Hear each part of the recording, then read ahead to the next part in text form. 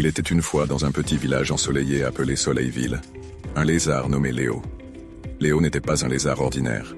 Il rêvait de vivre des aventures incroyables, mais il avait un problème. Il avait peur de quitter le confort de sa maison sous le grand rocher près du ruisseau. Un jour, alors qu'il se prélassait au soleil, il entendit une conversation entre deux oiseaux perchés sur une branche proche. « As-tu entendu parler de l'île mystérieuse ?» demanda le premier oiseau. « Oui, c'est un endroit magique où les rêves deviennent réalité », répondit l'autre. Les oreilles de Léo se dressèrent. Une île où les rêves se réalisent?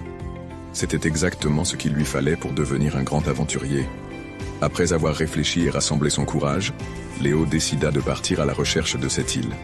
Il prépara un petit sac avec quelques provisions, des mouches séchées, un peu d'eau et une couverture de feuilles. Le lendemain matin, avec le soleil à peine levé, Léo quitta son rocher pour la première fois. Il marcha avec détermination, bien qu'un peu nerveux, vers la forêt épaisse qui bordait Soleilville. En chemin, il croisa une vieille tortue nommée Marguerite. Elle était connue pour sa sagesse. « Où vas-tu, Léo ?» demanda Marguerite. « Je vais à l'île mystérieuse », répondit Léo avec excitation. « Oh, quelle aventure! Fais bien attention, et n'oublie pas que le plus important est souvent ce que tu découvres en chemin, » conseilla Marguerite en souriant. La forêt était dense et sombre. Léo n'avait jamais vu autant d'arbres réunis. Chaque craquement de branches ou souffle de vent le faisait sursauter. Mais il continua, se rappelant les mots de Marguerite.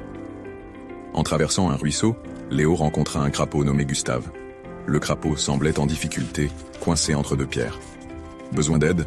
proposa Léo. « Oui, s'il te plaît, mon ami », répondit Gustave. Avec un peu d'effort, Léo parvint à libérer Gustave. En remerciement, le crapaud lui offrit une feuille en forme de boussole, qui montrerait toujours la direction de l'île mystérieuse. Le voyage de Léo continua, ponctué de rencontres étonnantes.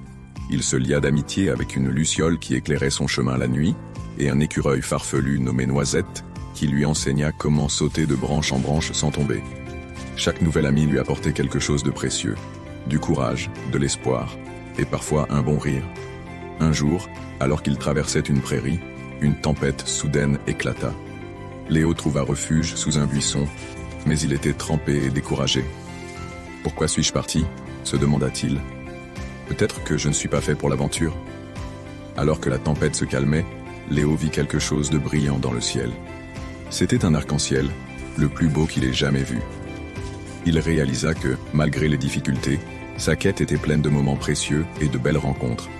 Revigoré par cette révélation, Léo reprit sa route avec un regain de détermination.